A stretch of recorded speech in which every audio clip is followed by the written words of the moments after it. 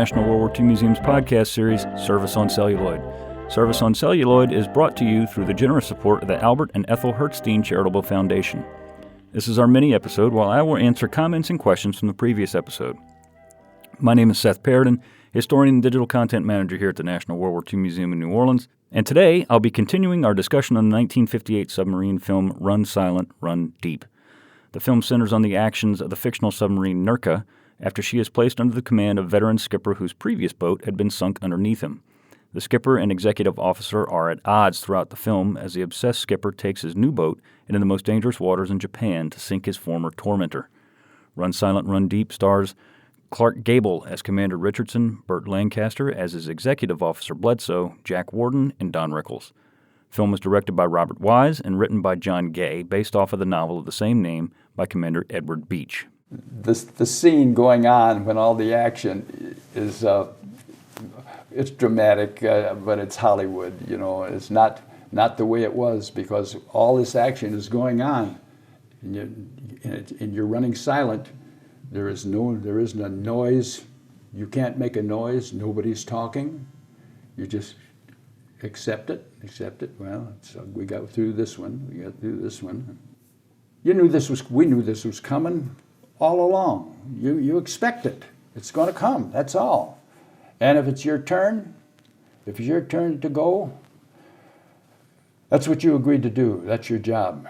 Do your job. Don't complain about it. That was the voice of Billy Greaves.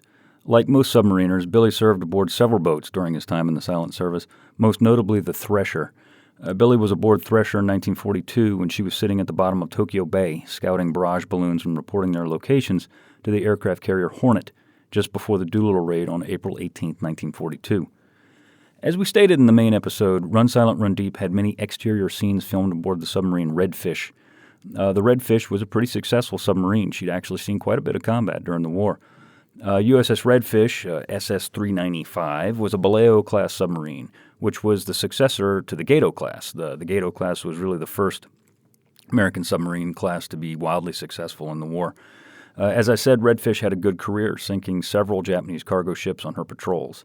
On the night of December 8th through the 9th, 1944, she, along with her sister boat, the Sea Devil, attacked the Japanese aircraft carrier Junyo, severely damaging the ship but not sinking it. Junyo was out of action for several months making repairs. Just a few days later, on December 19, 1944, the Redfish scored what was easily her biggest catch of the war, no pun intended, when she attacked and sank the Japanese carrier Unryu. Redfish fired 4 torpedoes, one of which hit directly under the carrier's bridge on the starboard side. The hit stopped the ship dead in the water as it severed the main steam line, flooded 2 boiler rooms, started several fires, and gave the ship a 3-degree list. Just as the carrier began to get underway again, another torpedo struck on the starboard side abreast of the forward elevator and the highly volatile forward aviation gasoline tanks. The resulting explosion caused the warheads of the Oka kamikaze planes, those are the rocket-propelled kamikazes, that were stored in the lower hangar deck to detonate and essentially blew the bow off of the ship. She listed 30 degrees very quickly, and the order to abandon ship was given. With a 90-degree list, the ship sank bow first to the bed of the East China Sea in just 7 minutes. Casualties were heavy, with 1,238 officers and crew and passengers losing their lives. Only 145 men survived to be rescued by the destroyer Shigure, which returned to Sasebo on the 22nd of December. Redfish had a good Hollywood career as well, appearing in not only Run Silent, Run Deep, but also the Disney movie, 20,000 Leagues Under the Sea, and making several appearances on the TV show The Silent Service. Following the devastating attack on Pearl Harbor in 1941, the United States Navy was left with few weapons with which to carry the war to Japan. The aircraft carriers of the Pacific Fleet would get all the headlines through 42, justifiably so, honestly. But they weren't the only weapons that the U.S. Navy had. The Pacific Fleet submarines provided an immediate response to the Japanese attack. Many were already at sea on December 7th and brought the war home to Japan quickly. The first Japanese ship of the war was sunk on December 8, 1941, by a United States Navy submarine. Submarines scored many times through the rest of 41 and 42, but the service was scarred early with failures as well. Pre-war submarine skippers, not all of them, mind you, but quite a few, did not or could not adapt well to the new tactics of this new war. What was needed in the silent service was a new breed of sub-skipper. While there were many of this new breed that surfaced, in late 1942 and early 1943, none were more successful or as well known as Dudley Mush Morton. Mush Morton was a maverick submarine skipper. He served aboard several boats before the war, and on November 2nd, 1942, he came aboard a boat tied up in Brisbane, Australia, as the prospective commanding officer. This was done a lot of times during all through the war, when the CEO of a sub was getting ready to depart, was getting ready to either go ashore or go to another boat. They brought what they called a PCO aboard to learn how to run the ship and, just basically see if he was going to be a good fit. And they did that with Mush Morton. The boat that he came aboard was the submarine Wahoo. Embarking on Wahoo for her second patrol, he guided the boat through a couple of her attacks, met the men in the sub, and eventually took command on December 31st, 1942. Morton would help pioneer submarine tactics in World War II. He was extremely aggressive. He was a proponent of attacking at night on the surface, which was something that Wahoo obviously wasn't the only submarine that did, but he was one of the first guys that ever executed that form of attack. He executed the famous down-the-throat bow shot, which was seen or shown repeatedly in the movie Run Silent, Run Deep. And he was the first sub-skipper to allow his executive officer, or XO, to execute the attacks while he, as skipper, plotted the tactics, movements, and plans. It was highly uncommon for a submarine skipper or any Navy skipper to let his executive officer basically, commence and run the attack while the skipper was, plotting the next attack. But Morton was the first guy to do this that we know of. And his XO aboard Wahoo was a young officer, also soon to be a legend, a man by the name of Dick O'Kane. We'll talk more about him in just a few. One of the men aboard Wahoo on that second patrol was a man named Jim Allen. Allen was a fire controlman aboard Wahoo, and as such, his battle station was in the control room, which is just below the conning tower. In this oral history clip, we'll hear Jim as he describes action aboard Wahoo on that second patrol, including a bone-rattling depth charge attack that Wahoo and her crew suffered through. Let's listen to what he has to say. Our patrol area was a pretty hot area because the Japanese were trying to send supplies down to their troops on Guadalcanal. So our assignment was to sink everything we could. They sighted a very large Japanese freighter.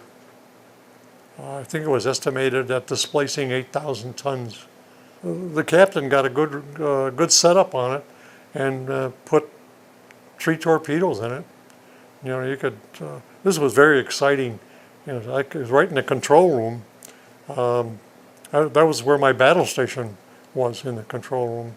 And we were at battle stations, and I could hear everything was going on up in the conning tower, and then you could hear him with his, bearing, mark, range, and so forth, and tell him, which torpedoes he wanted to fire and so forth, and then the order to fire, and you could feel the kind of a shudder in the sub as the torpedo left, because it weighs a couple of tons, and then the boat would shake a little bit as it went out. We could hear the torpedo when it hit. The concussion would come right back to the Wahoo. As they sunk and they got into deeper and deeper water, and compartments were collapsing, you could hear that. And there was this crackling noise and explosions, that lasted for quite a while afterwards. And then the captain is looking, and he says, "Here comes the escort. He's coming right down the wakes." That was the problem with the alcohol compressed air torpedoes that left a beautiful wake. All they had to do was just follow them. They knew where the sub was. And so he immediately said, all had full rudder, take her down. And well, by now, the destroyer was over top, and they were dropping discharges, and they were right on top of us. And Wahoo was really taking a beating. I mean, there was stuff coming off the wall, or glass on the instruments were breaking, and instruments on the wall were popping off. And the thing that probably saved us was that they didn't know that we could go below 250 feet or something like that. That was the information that was let out.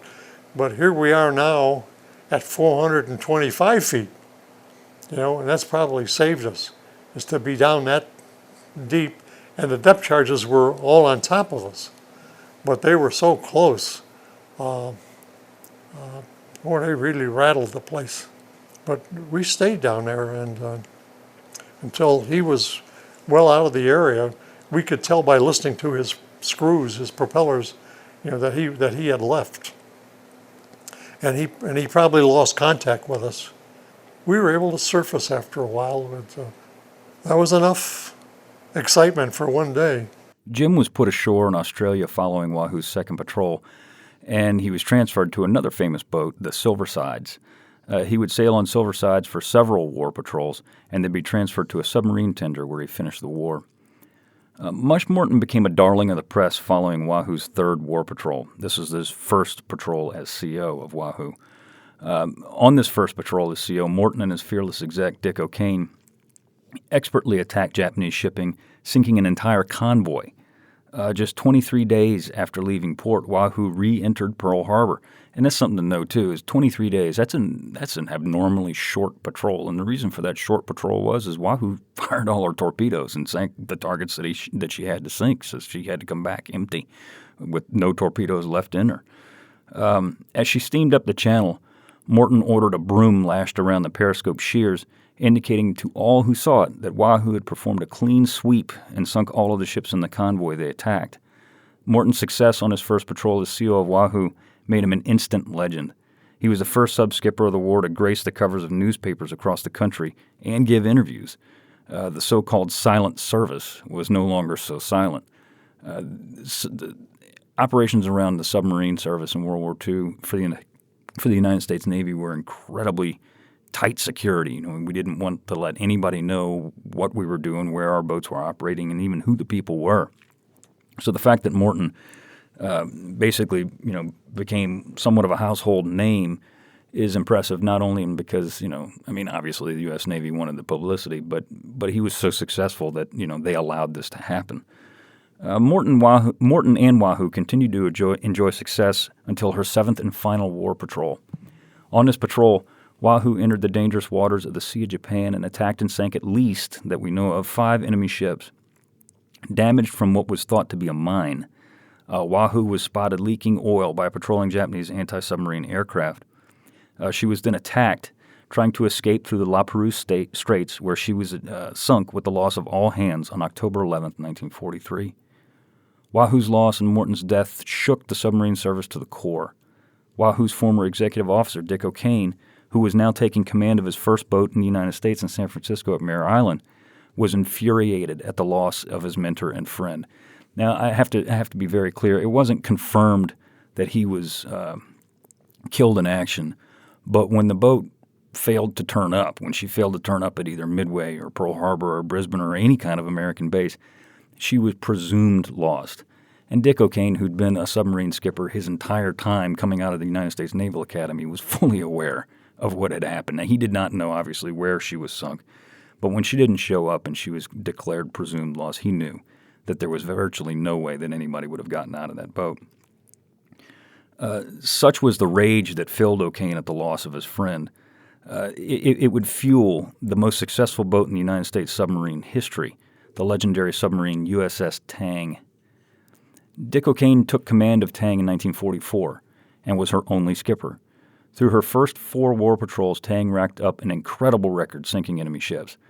O'Kane was as aggressive, if not more so, than Mush Morton, and the skills and experience he picked up under Morton's tutelage allowed him to be as successful as he was.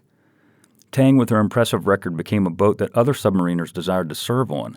Many requested transfer to the boat just so they could be a part of this seemingly unstoppable Japanese ship-sinking machine. One of the men who was aboard Tang from the start was a man named Bill Leibold.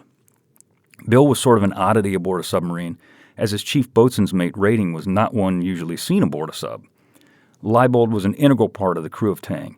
His battle station, when surfaced, was alongside the skipper on the bridge, topside. usually with a pair of binoculars glued to his eyes, looking for targets. In the next oral history clip, we'll hear Bill describe one such attack on a Japanese convoy at night, on the surface, on what would be Tang's final patrol. If we really do our job and sink a lot of ships, we'll get the war over sooner and we'll all get home. It's a big ocean. And if you don't want to find ships, you don't have to. In other words, you've got to dig them out. I think the general consensus was that there was a lot of traffic running through the straits. And of course, they were heavily escorted generally. And so basically, we were looking forward to getting there. The night of the 23rd, we got into a convoy, and that got kind of hairy.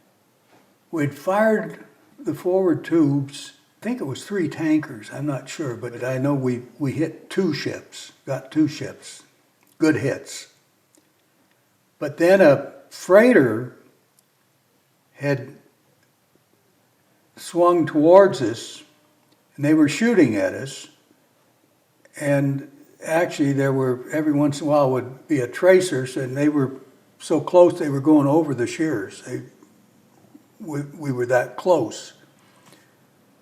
And the skipper apparently reloaded, and he was forward on the TDC.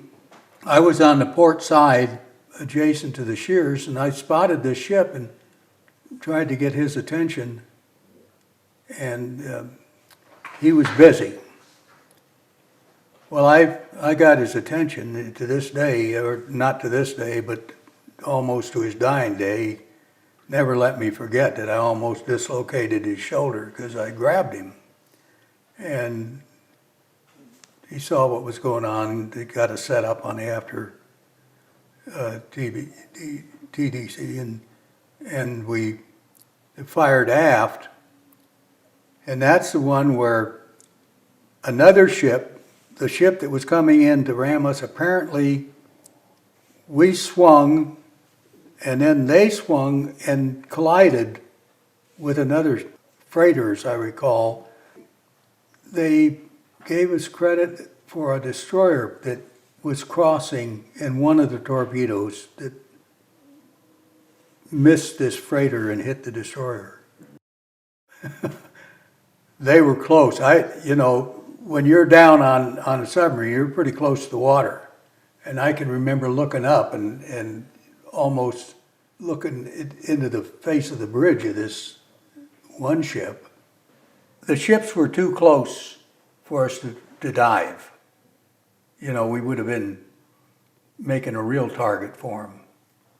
So that's why I think he elected to remain on the surface. The skipper had cleared the bridge of the lookouts and all, because he got all the unnecessary people off the bridge, and that left the skipper, the OD, and Jones and myself. And Jones was on the starboard side, and I was on the port side. And that's, how I spotted this ship coming in. That was kind of a hairy situation. On the next night of the patrol, Tang would attack another convoy, on the surface, sinking several ships. However, this attack would be her last.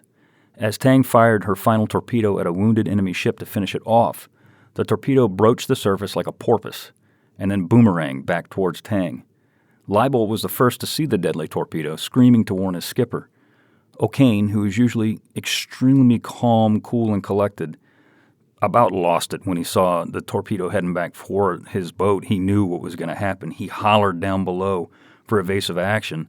Tang did pick up speed, emergency flank speed ahead, and she did begin to swing out of the way, but was too slow in doing so.